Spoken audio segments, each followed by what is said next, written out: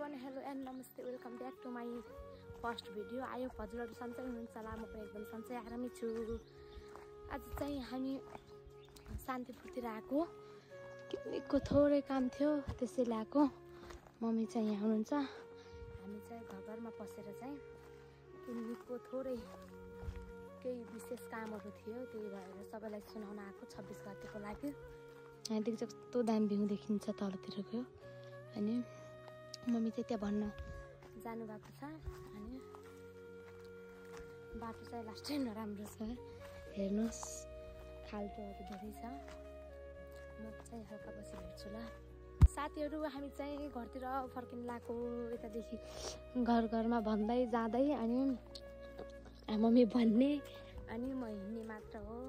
अनि यतिर कस्तो राम्रो ठाउँहरू रहेछ, वरपर पर घरहरू छ। घरहरूमा भन्दै हिँड्दै गर्दै अनि कति बेला घर पुगिन्छ थाहा छैन। हामी खाना पनि खाएनौँ, हो कि नै?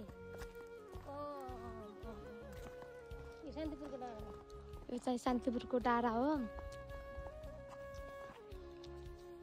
साथीहरू हामी चाहिँ यहाँ मेन रोडमा आइसकेको छ महिला।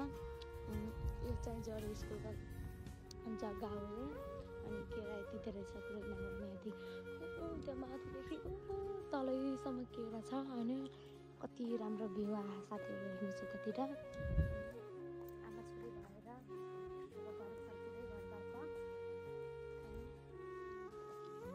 कति राम्रो भ्यू, लास्टै राम्रो भ्यू रहेछ साथीहरू यतातिर। होइन कति राम्रो देखियो क्या भ्यू नि।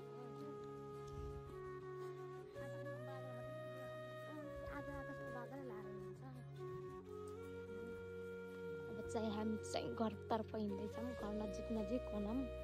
अनि अब चाहिँ हामी मानकोट टोल, त्यो भन्दा मानकोट टोल भन्छन्, मानकोट टोलतर्फ आइसकेको छौँ खबर गर्दै।